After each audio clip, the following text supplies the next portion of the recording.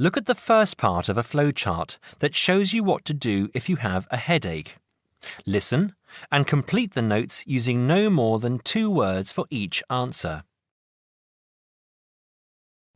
First, you have some time to look at questions 1 to 6.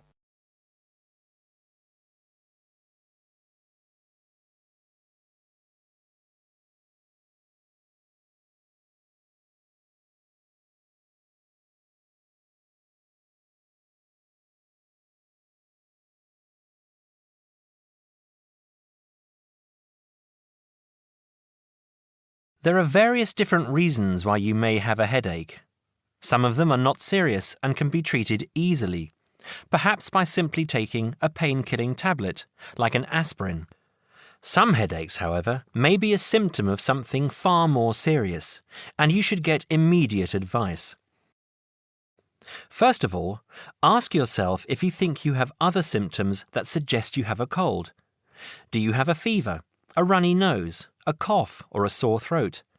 Have you been sick at all? If you have, then you probably have a bad cold or the flu, and the headache is just one of the symptoms. Get plenty of rest and drink plenty of water. There are many types of medicine that you can buy at a chemist, and these will relieve some of the symptoms. Remember, though, medicine will not actually cure the condition, and you might prefer to just drink hot water with some lemon and honey, and take a couple of aspirin. Now, if you don't think you have a cold, you must ask yourself how bad the headache is.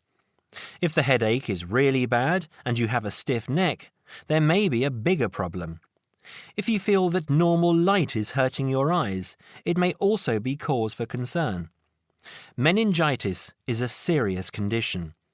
It is caused by an infection of blood around your brain and spinal cord. The condition can seriously affect your brain if not treated immediately. You must see your doctor or go immediately to the nearest hospital. If you do not show these symptoms, you may still have something that needs treatment quickly. You may have an injury of some kind, and you must try to remember if you have hit your head at all in the last few days. If you have, you may be suffering from concussion. Concussion occurs after an injury to the head, when blood pushes against the brain. It is very serious, and you must make sure that you get treatment immediately. Now, if you don't remember any recent injury, you must ask yourself if you feel... Before you hear the rest of the conversation, you have some time to look at questions 7 to 10.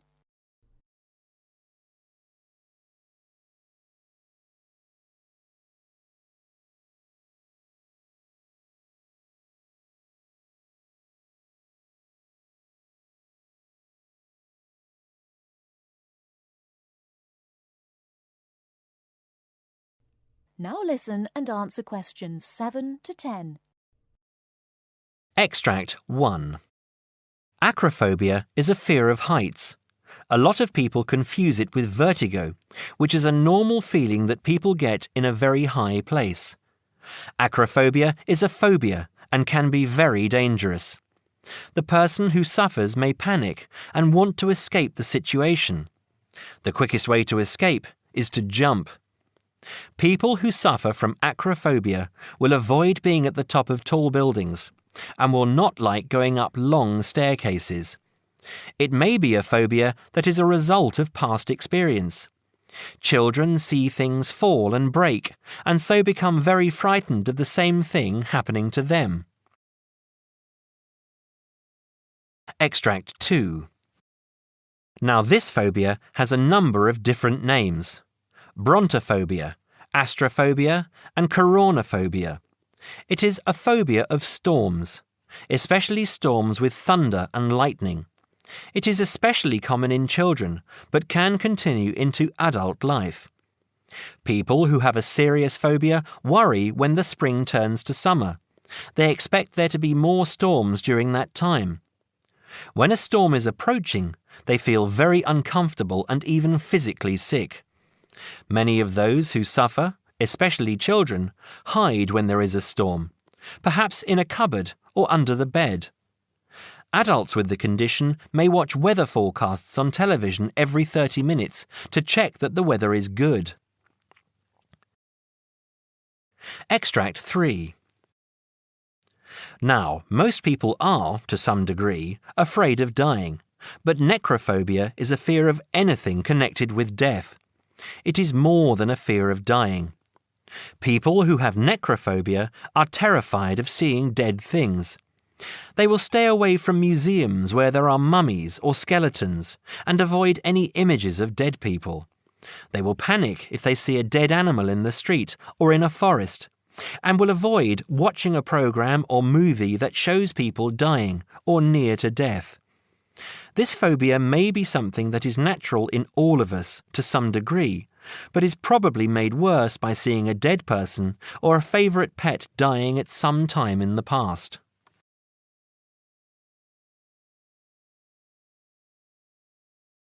That is the end of part 1. You now have half a minute to check your answers.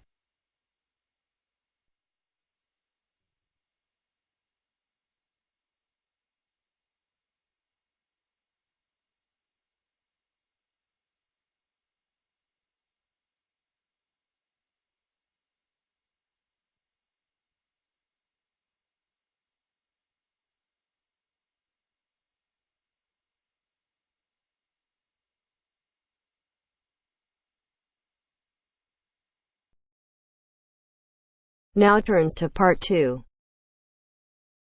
Part 2.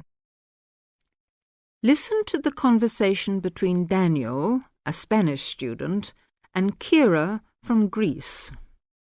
Kira is asking about medicine for a cold. And then answer the following questions. First, you have some time to read the questions.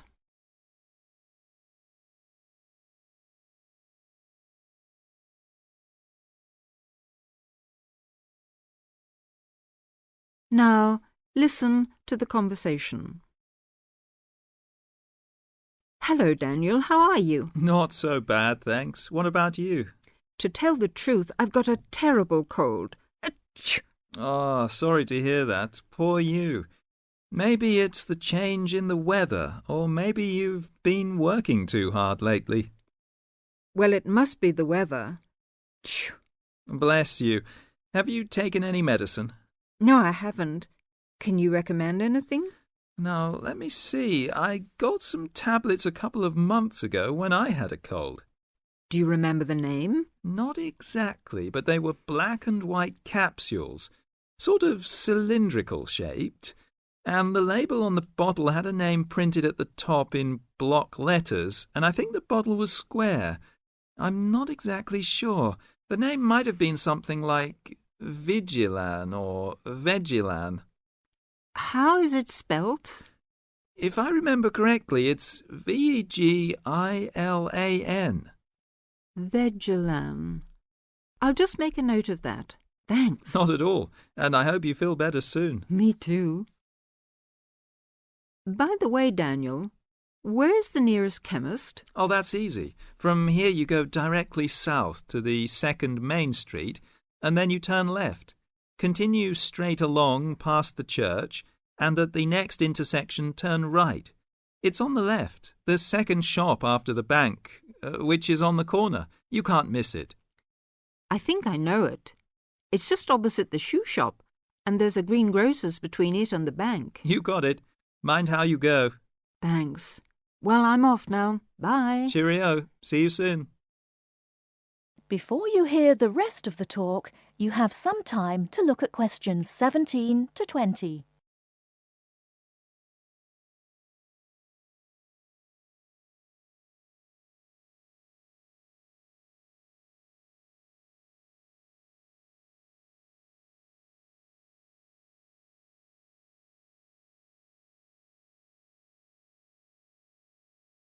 Now listen and answer questions 17 to 20. Now, listen to the interview. Good afternoon, Mr. Brown. Do sit down. Now, tell me, What made you apply for this job? Well, I've been wanting to improve my position for some time, and it seemed to me that the job you advertised would give me an opportunity to learn more about marketing and sales techniques in general. Where are you working at present, Mr. Brown? Well, actually, I haven't got a job at the moment. I had a job as chief clerk in the buying department of a retail store, Johnson and King. I expect you've heard of them. But to tell the truth, I didn't quite hit it off with the sales manager. Oh, why was that, Mr. Brown? Well, he was rather old-fashioned in his methods, and the sales policy of the firm seemed to me too slow. I'm a great believer in the personal approach to selling. I took a course in business management at the London Commercial College, and I'm afraid I found Johnson and King's methods very out of date. They first opened in 1880, you know, and I don't think they've changed their ideas since then. Really? In that case, you may be interested to know that our firm first started business in 1870, and we believe that the old slogan, "The customer is always right," still holds good today.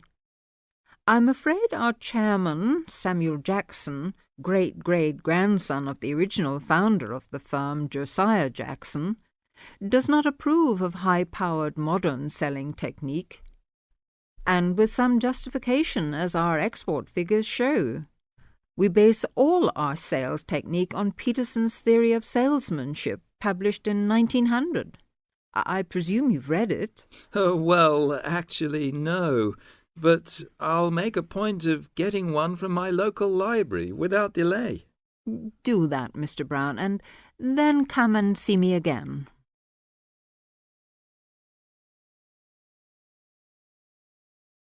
That is the end of part 2. You now have half a minute to check your answers.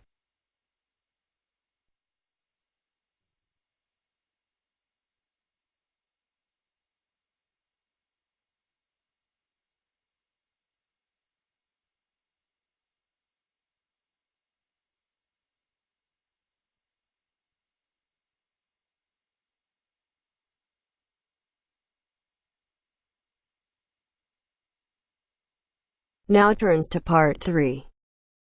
Part 3. You will hear a telephone conversation between two people about a flat. First, you have some time to look at questions 21 to 26.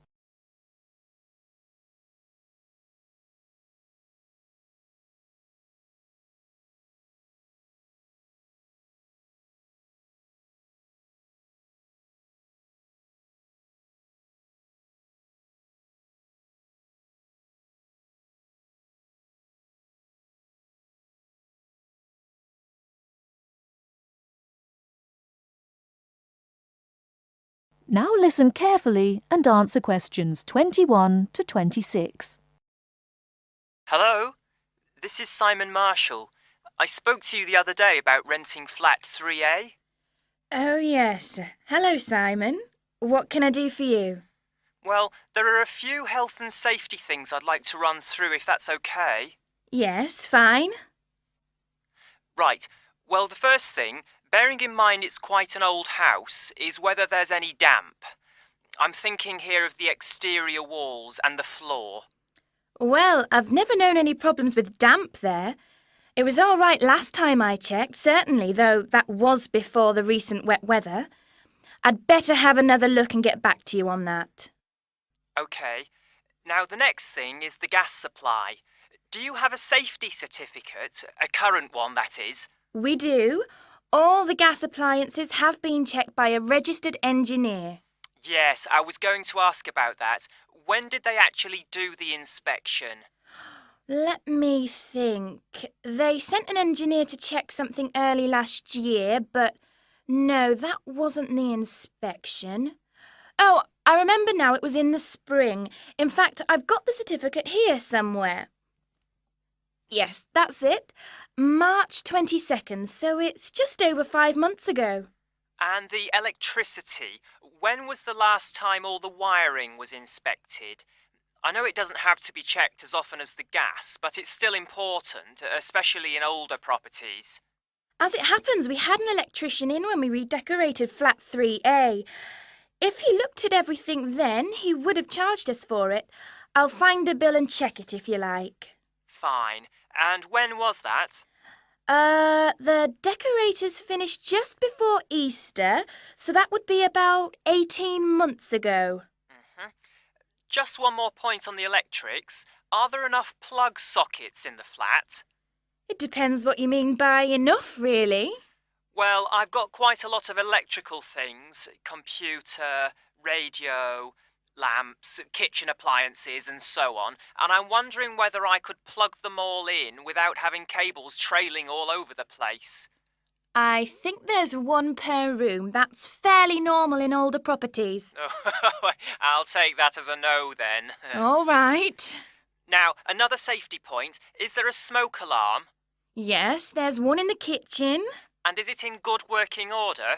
I'll have to try it out and let you know. Right. Now, you mentioned the previous tenants. Do they, or anyone else who's lived in the flat, still have keys to the door? We're very strict about that. Everyone has to hand back the keys when they leave or we don't return the deposit. And those in 3A have always done so.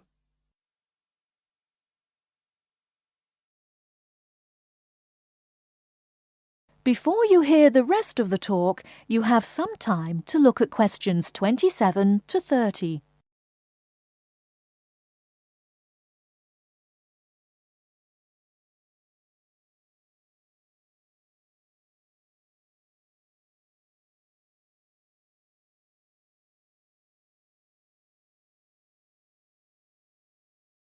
Now listen and answer questions 27 to 30. OK, now there are a few other practical details. Firstly, you mentioned a room where people can leave things like suitcases and bags and things. Where exactly is that? Is it next to 3A, which I take it is on the 3rd floor? Well, the apartment's on the 3rd, yes. But the storeroom's a little way away, just past the 2nd door to the right. Under the stairs, in fact. But it's on the same floor, isn't it? Yes, it is. Fine. Now, another thing I wanted to check is that there's hot water in the apartment. Oh, yes. It runs off the central heating. That was installed back in the 70s, I think, so there's a permanent supply. But is it really hot? Not just warm or lukewarm? I suppose it depends what you mean by hot. But it's at a constant 60 degrees. Oh, that sounds fine. Yes, it used to be set at 55, but last year the tenants asked us to increase it, so we did. Oh, I'm glad about that. OK, now can you tell me a bit about the yard and the garden? How big are they? Well, the yard at the side of the house is about 20 square metres. Oh, so there's room for my motorbike then? Actually, it's only a 50cc moped, but I like to keep it off the road at night. Yes, there's more than enough space there, even with all the wheelie bins. And the garden? That's much bigger, about 150 square metres. Who looks after it, by the way? Old Mr. Collins. He's almost 90, but he's out there every day. And the last point, the TV. What size screen is it? It's 70 centimetres wide, I think. No, sorry, that was the old one. This one's 80. You can get 90-odd channels on it, so I'm told. Really? So there's a satellite dish on the roof, is there? No, it's cable TV here. It doesn't cost much between everyone, though. That's very interesting. OK, thanks for your help. I'll be in touch again soon. Thank you. Bye for now. Bye. That is the end of part 3. You now have half a minute to check your answers.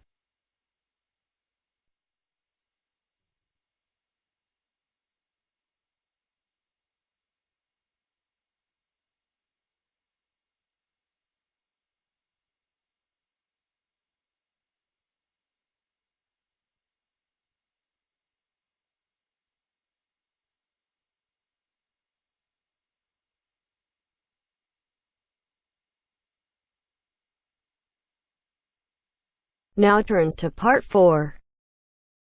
Part 4. You'll hear a lecture on sports injuries. First, you have some time to look at questions 31 to 40.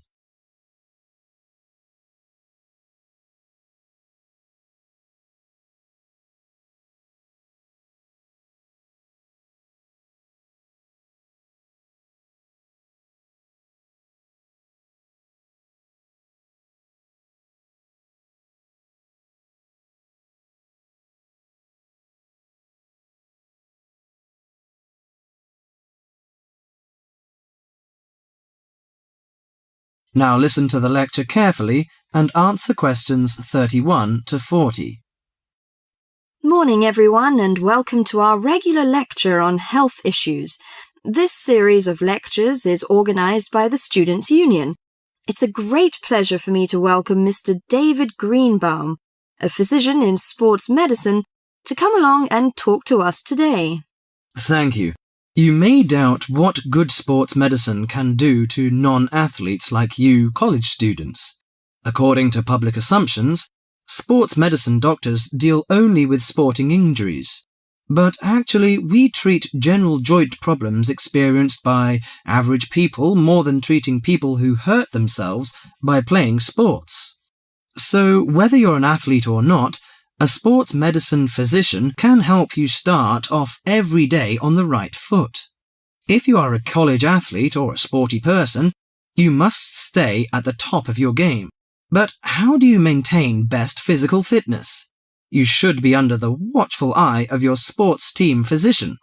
Sports medicine doctors offer total care treatment, such as customized workouts, immediate care of injuries, and surgery when needed. A sports medicine doctor's training falls within the specialty of orthopedic surgery. As such, it focuses on the cartilage, ligaments, and muscles involved in your body's movement. So, how do injuries happen? Most of us take for granted the intricate interactions of our bones, muscles, and ligaments until they are damaged. When injured, these tissues can degenerate, causing your joints to ache and feel stiff. Even ordinary daily movements such as walking and bending may cause a sports injury through overuse. Furthermore, the normal wear and tear on your body's tissue may become more taxing as you age. To prevent such problems, especially as you begin a fitness exercise, your sports medicine doctor offers total care. This includes X-rays to identify potential trouble spots. Afterwards, he helps you set an exercise routine that fits your body's present condition. Do you know your joints? Your body's most complex structural feature is its joints. Your joints allow you to grasp, twist, sit, and even feed yourself. Repetitive motions, however, may lead to chronic overuse of the soft tissue connecting bones at the joints. This overuse can result in injuries such as tennis elbow or even carpal tunnel syndrome. A more severe type of injury occurs when you lose your balance, thereby putting a joint under abnormal stress. Worse still, you could suffer a bone fracture. When a traumatic injury happens, effective medical care is crucial. Improper treatment of any joint injury can cause permanent loss of flexibility and reoccurring joint pain. As quickly as possible, the doctor applies ice packs to your injury. Ice deters swelling and inflammation, so you feel less pain. After keeping it iced for the first 48 hours after injury, the doctor begins therapeutic exercise of your wounded joint. Recently, a new treatment for degenerating joints has been developed, which is a product called Orthokin. The treatment involves combining healing proteins with a sample of the patient's own blood. The injured joint then receives an injection of the mixture. This new technology stimulates our own white blood cells to produce large quantities of protective protein. Our cells make this protein naturally, but not in sufficient amounts to protect the damaged cartilage in our joints. It also has the advantage of convenience and lack of side effects. Here are some suggestions on how to prevent sports injuries. Use appropriate protective equipment. Maintain proper lighting in the training area. Have adequate rest. Avoid alcohol and drugs in order to prevent injuries. Follow a regular fitness training program to improve overall coordination and endurance. Better endurance will absorb pressure and prevent injury. Perform adequate warm-up exercises before training or performance. Avoid performing sports or work when you are sick. Most injuries happen when one is fatigued. Avoid treatment by dubious health practitioners. Use of inappropriate massage, adjustment and homemade medicine, often with steroids or other non-tested drugs, can cause more damage to the injury. That is the end of part 4.